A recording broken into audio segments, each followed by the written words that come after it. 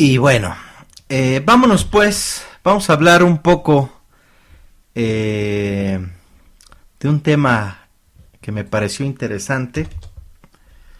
Antes de ir con el tema principal del cual quiero rantear en esta ocasión, hablaremos un poco de ese lugar donde tras sus paredes se cometieron actos que lesionaron la dignidad de miles de personas a principios del siglo XX. Vamos a hablar un poco acerca de La Castañeda, obra de Porfirio Díaz en 1910. Porfirio Díaz quería un hospital a la altura de los mejores hospitales psiquiátricos de Europa en ese momento. El manicomio fue diseñado por el ingeniero Salvador Echegaray y la obra se le encargó al hijo precisamente de Porfirio Díaz, el doctor Eduardo Lisiaga, importante precursor de la psiquiatría en México. Estuvo relacionado con ciertos programas de rehabilitación sugeridos para los internos de este hospital. Se le puso el nombre de La Castañeda debido al nombre de la hacienda que existía en los terrenos donde fue construido, ahí a la altura de Periférico, Lomas de Plateros para ser exactos. De hecho, el hospital se demolió debido a la construcción del periférico y la fachada fue trasladada pieza por pieza a petición de Arturo Quintana Rioja, cerca de Amecameca, ya que no concebía que fuera destruida. Por cierto, este lugar hoy alberga a los legionarios de Cristo. La idea inicial de hacer el hospital lucía muy interesante, ayudar a los enfermos mentales con una inversión importante, dando una alternativa sólida para estas personas. Y como todo en la vida, ideas buenas hay un chingo. Tú que me escuchas justamente ahora debes de estar pariendo miles de ideas. Eso es someramente fácil, sin embargo, la implementación de las mismas es la parte complicada. Y como muchas buenas ideas, La Castañeda fue de los episodios más atroces, indignantes y miserables de la asistencia sanitaria pública del siglo XX. La limitada percepción de la locura y de lo que vamos a hablar más adelante ocasionaba o más bien era útil para recluir en La Castañeda a todo aquel que entrara dentro de su ambigua definición.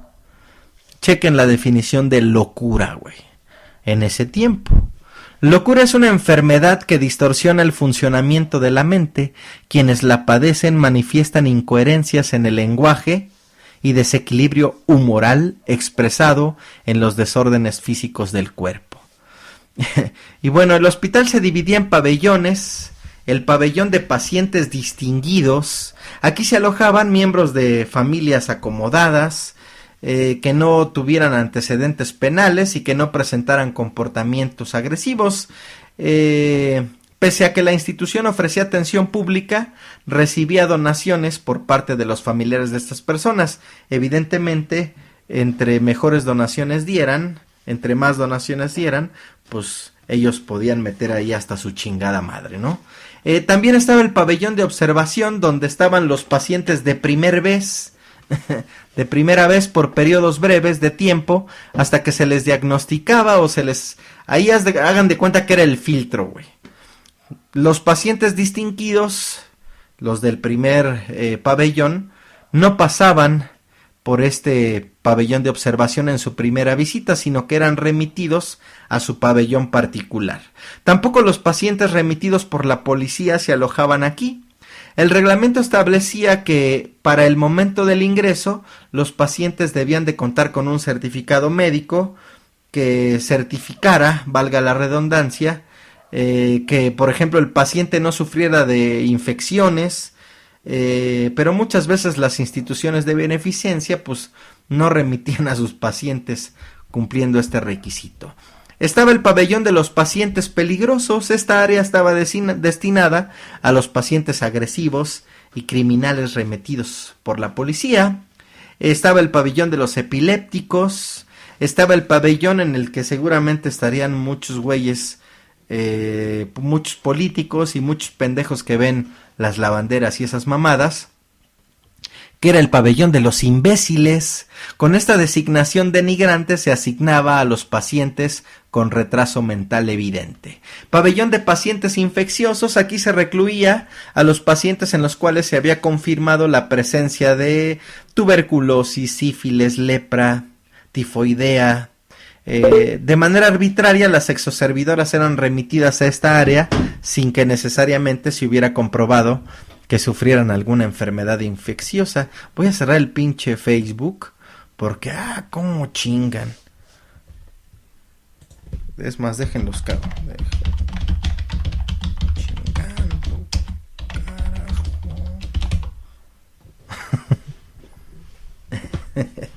Ok, ya Jorge Galena Arcaje en plan, chinga, que dejen de estar chingando, estoy grabando, cabrones. Y bueno, si bien todo este pedo arrancó bien, en 1910, la primera década, digamos, que cumplió, después de la revolución la cosa estuvo de la chingada. Al principio albergaba casi 800 pacientes, mitad hombres, mitad mujeres. De hecho, la capacidad instalada del hospital era de 1000 pacientes. En 1920 esta cifra se triplicó. Los estereotipos del loco se fueron deformando e incluso fueron recluidos gente sana, acusada de locura debido a sus ideas contrarias a las decisiones gubernamentales que se daban en ese tiempo postrevolucionario, gente incómoda, gente acusada por sus familiares de locura para quedarse con sus bienes, perseguidos políticos, mujeres rebeldes que osaban desafiar el patriarcado, etcétera, etcétera, etcétera. En fin, les comparto un texto que analiza un par de expedientes reales de 2 pacientes y que evidencia mejor de lo que yo pudiera hacerlo una de tantas realidades que se sucedían en este lugar. Este texto analiza los expedientes clínicos de 2 pacientes que estuvieron internados en el Manicomio General La Castañeda en la Ciudad de México durante la Revolución, en el periodo de 1910 a 1920. Se exponen 3 puntos. Primero, se presentan los problemas metodológicos que generan este tipo de fuentes. Se plantea un modelo que conjunte el análisis cuantitativo con el cualitativo. Segundo, se analizan las relaciones sociales y el contexto cultural de ambos casos. Tercero, se expone la importancia de los análisis de los expedientes clínicos para la historia de la psiquiatría y de la cultura. A raíz de la influencia historiográfica ejercida por Historia de la Locura en la época clásica de Michel Foucault e Internados en el 61 de Erving Goffman, hubo un creciente interés por analizar la complejidad histórica y social de la locura en diferentes espacios y momentos históricos. Estas nuevas aproximaciones abrieron un abanico de temas tan diversos y complejos como la conformación del saber psiquiátrico, la cotidianidad de las instituciones de encierro terapéutico y las narrativas usadas por los enfermos mentales para darle sentido a su experiencia subjetiva. El mencionado interés en los vericuetos históricos, sociales y culturales de las enfermedades mentales ha tenido eco en México.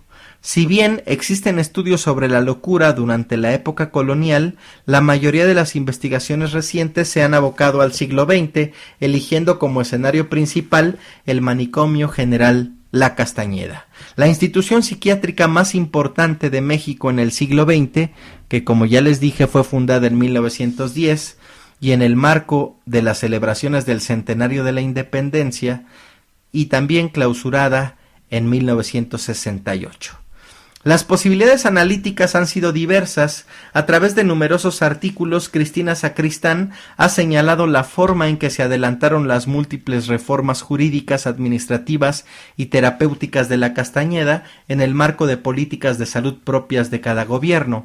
Desde otra perspectiva, autores como Cristina Rivera Garza y Alberto Carvajal han mostrado la dinámica interna del encierro, las rutinas, los rituales y los mecanismos simbólicos de coerción, siempre señalando la forma en que la realidad psiquiátrica cuestionaba el mismo proyecto de modernidad que había forjado al manicomio. Si bien los trabajos de Rivera Carvajal han usado de manera novedosa los expedientes clínicos como fuente para la historia, recientemente ha emergido un notable interés por recuperar las historias que hasta hace poco quedaban olvidadas en los archivos, las historias de los pacientes. Los expedientes clínicos son la herramienta sine qua non para reconstruir las historias de los pacientes. En el caso de los archivos del manicomio La Castañeda, dichos expedientes contienen las solicitudes de ingreso que fueron tramitadas por familiares del paciente, gobiernos municipales, la policía, jueces, entre otros, donde justifican la necesidad del encierro.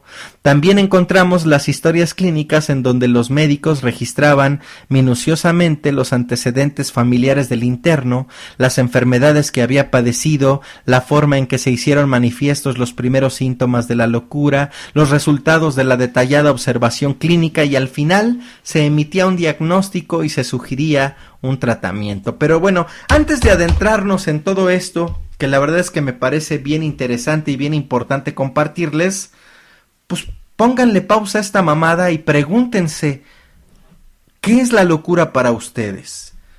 ¿Qué es la locura? ¿Hacer algo diferente? ¿Hacer, no sé, arriesgarse? Suicidarse, no sé, ¿qué es la locura para ustedes?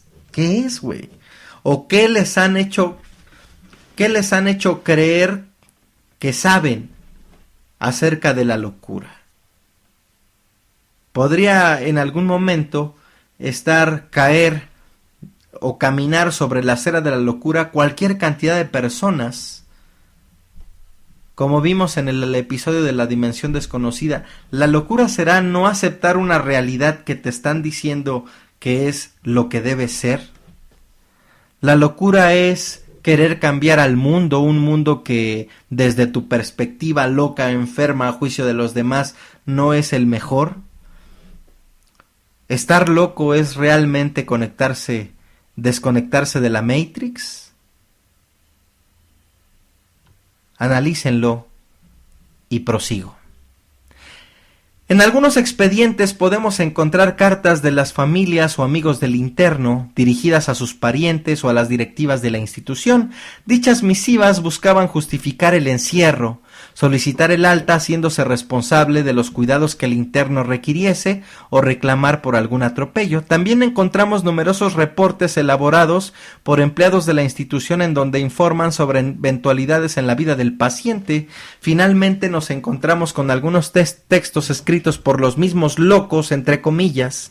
Algunos expedientes conservan cartas dirigidas al director de La Castañeda, a familiares, a abogados, jueces o periodistas, generalmente solicitando el alta, argumentando estar totalmente curados de la enfermedad mental que en algún momento les dijeron que padecían.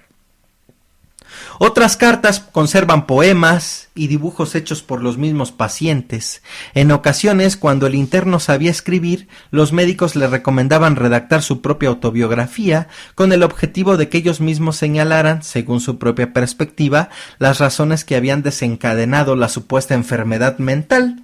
Y así las cosas. Los expedientes clínicos reúnen documentos de diferente índole, haciendo de la polifonía su característica principal, articular la mirada de los médicos, el testimonio del paciente y el punto de vista de la instancia remitente. Es la posibilidad para reconstruir historias de locos, otra vez entre comillas, y en consecuencia integrarlos a la memoria histórica de la psiquiatría. Locos. El aporte fundamental de las nuevas investigaciones que han usado los expedientes clínicos como fuente ha sido cuestionar la teoría del control social que asumía las instituciones psiquiátricas como si fuesen el brazo científico del Estado para controlar y castigar todas aquellas conductas que transgrediesen el orden social. Habría que ponerse a definir qué era en aquel tiempo el orden social, que todo tenía que ver con cuestiones religiosas, cuestiones políticas, cuestiones de Estado. En una investigación realizada con base en los expedientes de pacientes que ingresaron a La Castañeda durante la Revolución Mexicana, se demostró que en la mayoría de los casos la decisión sobre el ingreso o salida de los considerados como enfermos mentales no solo dependía del cuerpo psiquiátrico o del Estado, sino también de la familia.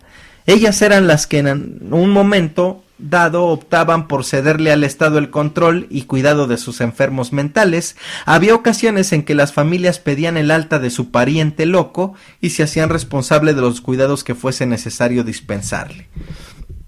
Cuando la curación no había tenido lugar, pero también hubo casos de pacientes que una vez curados, sus familiares se negaban a aceptar el diagnóstico, ya que según ellos, la enfermedad mental seguía presente.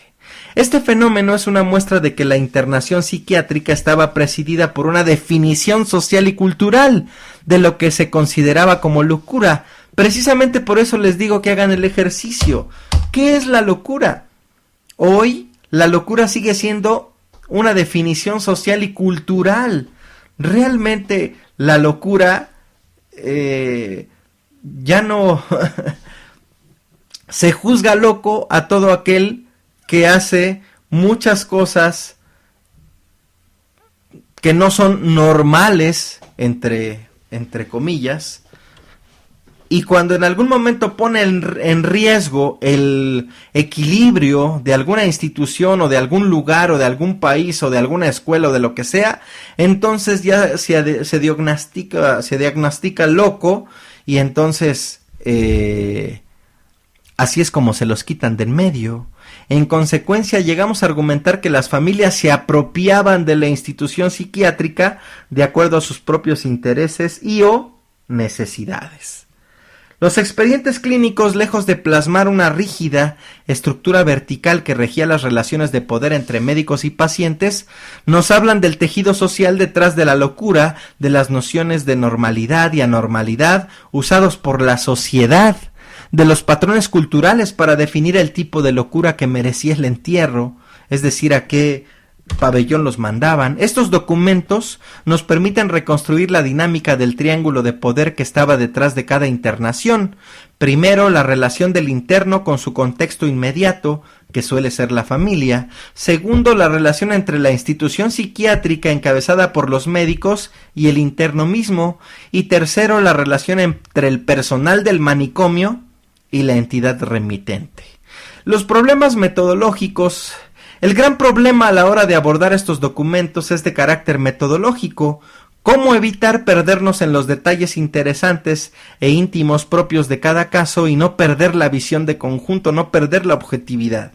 La trampa suele estar en la selección de los expedientes. Si se pretende demostrar que los internos del manicomio sufrían, vivían en hacinamiento o que su encierro se daba de manera arbitraria, en todos los casos habrá documentos que lo demuestren. Además, repetir este tipo de argumentos no enriquece el conocimiento histórico sobre el ejercicio de la psiquiatría, sino que reproduce la leyenda negra labrada por el amarillismo y el cine.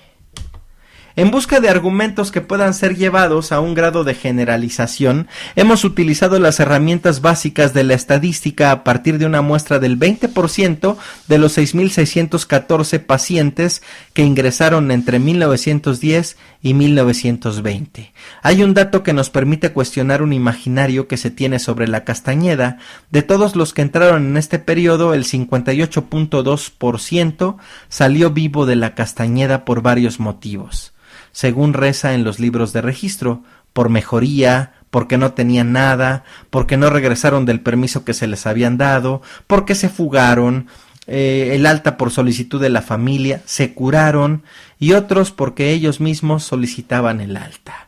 Este dato es una muestra de que la Castañeda no fue la institución a la que se ingresaba para morir después de muchos años de encierro. Para muchos fue un sitio de paso. Para explorar la complejidad social de la locura, particularmente en los casos de pacientes que duraron poco tiempo encerrados, es necesario elaborar historias en las que se articulen el punto de vista médico, el de las familias y el del mismo paciente. La reconstrucción de casos particulares nos abre una especie de ventana histórica que nos permite ver la forma en que la relación establecida con el manicomio, tanto por la familia como por el mismo loco, tenía que ver con procesos sociales más amplios. En consecuencia, la internación y salida no se limitaba a la existencia o no de una enfermedad mental, como lo observaremos en los dos casos que exponemos a continuación, sino una urdimbre cultural en la que se teje el parentesco con nociones, prejuicios y nociones de género. El caso de Luz. Ella tuvo 2 ingresos. La primera vez tuvo lugar el 26 de agosto de 1920, cuando ella apenas contaba con 17 años y solo estuvo 2 meses.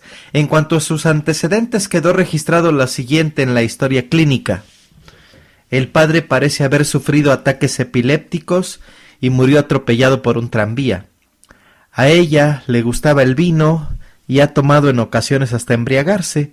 La enfermedad comenzó con excesos del carácter y luego en extravagancias cada vez más extraordinarias hasta llegar a intentar tirarse a la vía para que le matara el eléctrico. Las causas de su ingreso son oscuras. Todo apunta a que la madre utilizó una orden de un juez para que fuese internada en contra de su voluntad, afirmando que su hija había tratado de tirarse a las vías del tren debido a que el novio la había abandonado. Este intento de suicidio era considerado, según la psiquiatría de la época, como una muestra irrefutable de enfermedad mental, máxime porque el padre había muerto de la misma forma. Cuando los médicos le preguntaron a Luz qué le había ocurrido, ella afirmó que le habían dado un bebedizo que la puso loca. Además manifestó el profundo odio que sentía por su madre, porque ella le pegaba y no la dejaba salir de casa. ¿Por qué estuvo Luz durante 2 meses en la Castañeda? Esto lo responderemos con base en una pequeña autobiografía que nuestra joven escribió por recomendación de los médicos. Su padre había muerto cuando ella tenía 5 años y ese fue para Luz el punto de inicio de todos sus males. Ella y su madre se fueron a vivir con la familia del difunto, pero su condición de arrimada hizo de su vida un infierno. La tía, quien se entregaba sin reparo al vino y al pulque, la humillaba a diario y de pinche mula no la bajaba frente a las amistades. A los 15 años ingresó a la escuela comercial donde conoció a Jorge Ferreira, quien solicitó a los familiares de Luz formal permiso para frecuentarla como novio oficial. A Jorge le escribió varios poemas desde el manicomio. Cuando reina la medianoche y la triste calma fúnebre me sorprende, cerca, muy cerca de ti, dulce amado, se me revela la triste historia, que se refiere a los bellos y locos desvaríos de un alma que, apasionada y abrazada de un amor ardiente, se encuentra separada de su único amor sobre la tierra. Como la familia deseaba que Luz se fuera rápido de la casa, aceptaron al primero que le ofreció matrimonio, pero un mes antes de la boda, Luz afirma que perdió el cerebro, entre comillas, debido a las intrigas que había en la familia. El gran problema fue que en esos días fue deshonrada, entre comillas, por Jorge. Solo diré sin cansarme que un vil que abusó de una mujer pobre, enferma del cerebro y por añadidura pura, no se merece más que el desprecio y el nombre de marica, y no son delirios de loca. Cuando la familia se enteró, Luz fue presionada a abandonar su casa y tuvo que buscar trabajo como taquimecanógrafa. Todo parecía que estaba buscando la excusa perfecta para deshacerse de ella. Fuera de casa, la madre la localizó y la llevó al manicomio. En palabras de Luz, cuando me trajeron aquí lo hicieron con engaños, por lo que si ese desgraciadísimo no se casa conmigo, que no me perjudique, y desde luego prescindo de sus relaciones pidiendo a usted, doctor, vivir enteramente independiente de mi familia a la que odio con toda el alma. Después de 2 meses de encierro, la madre pidió el alta y Luz se fue con ella pese al odio que le profesaba. Estuvo 1 año fuera del manicomio y regresó nuevamente en noviembre de 1921. Al momento de su reingreso, Luz elaboró un texto en el que narró lo que había hecho durante el último año. Lo primero que hizo fue irse a vivir con Jorge Ferreira, por quien estuvo a punto de suicidarse, y el supuesto causante de todas sus penas presentes y pasadas. Pero solo vivieron 4 meses hasta que un buen día él la invitó a la función de un circo que estaba por Tacubaya, y ahí quedó enamorada de un artista llamado Avelino. Tuvieron un intenso romance que duró 1 mes, ya que ella no quiso dejar a su madre, a la que tanto odiaba, para unirse a la nómada vida circense. Posteriormente conoció a un introductor de ganado, con el que tuvo una relación de 6 meses. El problema apareció cuando quedó embarazada. Cuando me di cuenta tenía 3 meses. Fui y le dije a la partera que quería un abortivo. Me lo dio fueron unas píldoras llamadas apiolín. Luz optó por el aborto porque en cierta ocasión el introductor de ganado le dijo que nunca iba a tener hijos con una puta. Cuando él se dio cuenta del aborto, tomó su ropa y antes de irse le dio 60 pesos y le agradeció por haberse portado como una mujer y no como una mula.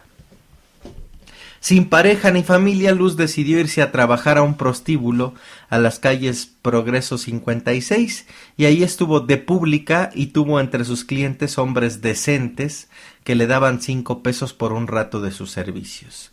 Un buen día se aburrió del sitio y se fue a un cabaret en la calle Academia y ahí se enamoró de un joven de 20 años, pero por mi mal carácter me aborreció y me abandoné, escribió Luz. No sé si por ese sentimiento perdí el sentido, me puse hecha una imbécil, como 2 meses después seguí en los bailes del Palacio del Mármol, el Gato Negro y el Lux, y por último me envicié en ir al París Cabaret. Fui el mes de octubre a ver una partera y me dijo que estaba enferma. Después fui al consultorio público que está en San Lázaro y me dijo el doctor lo mismo. Luego usted, doctor Iturbide, dice que no, y me felicitó, pues bastante desgracia sería que siendo una mula, hoy tan brincona, tuviera yo un hijo, no sé para qué diablos. Sería un castigo de Dios. Pensando que estaba embarazada y rayando en la indigencia, Luz entró en el manicomio sumida en una terrible depresión por voluntad propia. Allí obtuvo por 15 días, cuando fue dado de alta al no encontrarse la señal alguna de enfermedad mental, y Luz jamás regresó al manicomio. Bueno, pues ahí tienen el caso de Luz, algo realmente muy cabrón. El caso de Manuel. Manuel tenía 27 años cuando ingresó al pabellón de peligrosos del manicomio La Castañeda. Este hombre fue remitido por la penitenciaría de la ciudad el 11 de agosto de 1911. En la foto que se le tomó al momento de su internación, Manuel lucía un elegante traje, pulcramente peinado, porteando anteojos y luciendo encorvados y puntiagudos bigotes, un perfecto Catrín. Cuando los psiquiatras solicitaron la presencia de los familiares de Manuel, ellos presentaron una extensa narración de más de 10 fojas en las que justificaban la parentoriedad del encierro. En su infancia había tenido un accidente serio. A los 7 u 8 años se cayó de una altura de 3 metros y las consecuencias se vieron meses después, cuando comenzó a sentir dolores que iniciaban en la cintura y terminaban en la raíz del muslo derecho. Después le salió un tumor en la ingle que le impedía caminar bien, pero gracias a una cirugía hecha por un médico alemán, Manuel recobró la salud. A la hora de explicar las razones del encierro, los médicos no dudaron en afirmar que Manuel padecía de una terrible locura moral, entre comillas. Su historia de vida resultó ser una serie interminable de transgresiones a las normas que debían regir la sexualidad, las relaciones de género, el uso del cuerpo, los buenos modales. Los médicos nos cuentan que pese a haber pertenecido a una familia acomodada, Manuel había manifestado desde sus primeros años malos instintos e inclinaciones, así como una precocidad de su sexualidad. Además, desde niño manifestó un profundo odio para con su padre y no respetaba jerarquías de edad, se burlaba de los parientes así como de los maestros, todos eran objetos de sus incómodas bromas. Cuando ingresó en calidad de interno a estudiar la secundaria, cohabitó con un prefecto durante varios años. De este hecho, los médicos destacan que Manuel nunca se quejó con los padres de los abusos cometidos sobre su persona. Este evento, según la familia, fue el inicio de su irracional tendencia hacia lo malo, pervirtiéndose escandalosamente su sentido genésico, ya fuera en repetido onanismo, coito bucal y sodomía activa o pasiva.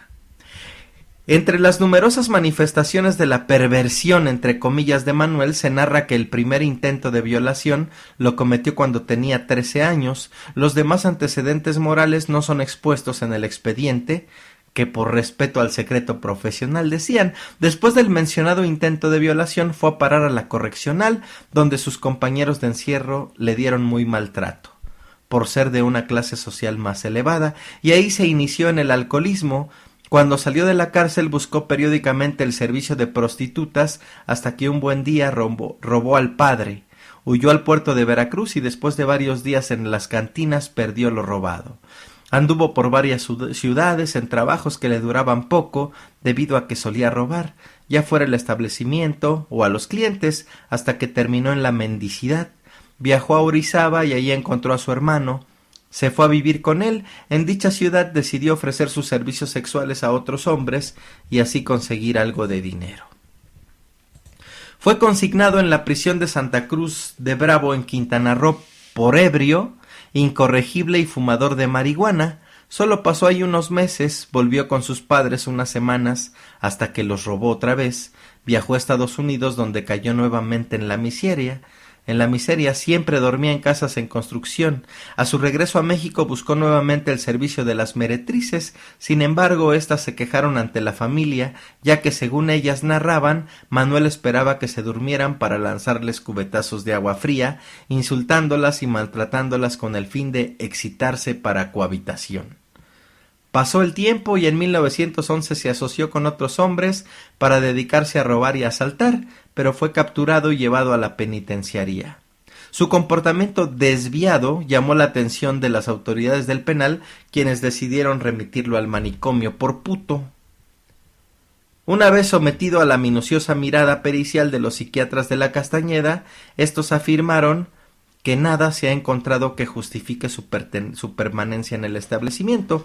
Fue descrito por los médicos como un joven sano, robusto y dueño de todas sus facultades. El tratamiento que se sugería era sostener con Manuel largas pláticas afeándole lo más posible su corrompida conducta, aconsejándole se regenere, invitándolo a meditar que nunca es tarde para alejarse del mal camino y que el éxito solo depende de la energía de la voluntad. Esa mamada. Manuel estuvo 2 meses en la Castañeda, ya que al no tener una psicopatía demostrable, no se hacía merecedor del encierro y fue enviado de regreso a la penitenciaría. Pero el 11 de agosto de 1913, las autoridades del presidio nuevamente lo llevaron al manicomio. Allí estuvo hasta abril de 1915, cuando su hermano Ignacio decidió solicitar el alta, asumiendo la responsabilidad del cuidado. Frente a esta solicitud, el médico del pabellón dijo que Manuel carecía de síntomas de locura, pero que quedan aún sus ideas inmorales, por lo cual no sería prudente que viviera en sociedad. Sin embargo, el director de la Castañeda le dijo a Ignacio que si era su deseo llevarse a su hermano, que así sería. Y se fue. Manuel se fue para nunca más volver. Y finalmente, como ya se ha señalado, las familias desempeñaron un papel significativo a la hora de definir la parentoriedad del encierro o del alta. En el caso de Luz, la madre se encargó de internarla y posteriormente solicitar su salida, mientras que en el caso de Manuel, pese a que fue remitido por parte de la penitenciaría, el hermano fue quien se encargó de pedir el alta en la segunda internación. En ambos casos, los médicos no encontraron enfermedades mentales que ameritaran el encierro. Pues no, en realidad eran puras pinches decisiones pendejas, no estaban locos, estaban pendejos. Sin embargo, debido a que los ingresos eran ordenados por instancias judiciales, un juez y la penitenciaría, la institución estaba en la obligación de aceptarlos. Tanto Luz como Manuel manifestaron comportamientos que transgredían los patrones de moralidad considerados como normales por su entorno social, razón por la cual se les consideró como locos. Y digo, yo les llamo pendejos no porque su moral haya sido distinta a lo que en aquel momento era lo correcto, sino a todas tantas malas decisiones que tomaron en función de su vida, ¿no? Muchos, y aquí había que ver el contexto, ¿no? Una mujer que se le muere el padre a los 5 años, y que pasa su vida viviendo de arrimado en la casa de algunos parientes, no tenía como que muchas opciones, pero yo les puedo decir con conocimiento de causa que eso no te puede detener. Una mujer nacida y criada en una familia de clase media, que después de haber sido deshonrada, entre comillas, por su novio, salió a buscar trabajo y terminó prostituyéndose, fue leído por la imperante moral porfiriana de aquellos días como una expresión de locura. Por su parte, Manuel, que también pertenecía a una familia que gozaba de ciertas comodidades, manifestó desde su infancia una conducta sexual desviada, entre comillas, que aunque a su gusto por el licor y la marihuana lo convertían en un incuestionable loco ante la mirada social. En consecuencia, podemos afirmar que la justificación de la internación no necesariamente se regía por referentes médicos, sino por simples y obtusos criterios sociales. Estos casos de transeúntes en la Castañeda son una posibilidad para acercarnos a la cotidianidad de los sujetos que erraban por espacios marginales, burdeles, cárceles correccionales para menores, internados, cuartos de vecindad baratos, hospitales y el manicomio. Las historias de locos son una ruta analítica para acercarnos a esa multitud errante que pasaba por instituciones pensadas por el supuesto control de las conductas disidentes. Es la posibilidad de ver la forma en que los individuos se relacionaron con las instituciones, hicieron uso de ellas, entraron y salieron según su elección y finalmente le dieron vida a estos espacios que fueron pensados para encerrar a los marginales y ejercer el poder sobre ellos. El texto es de Andrés Ríos Molina, de una página que se llama nuevomundo.reboa.org.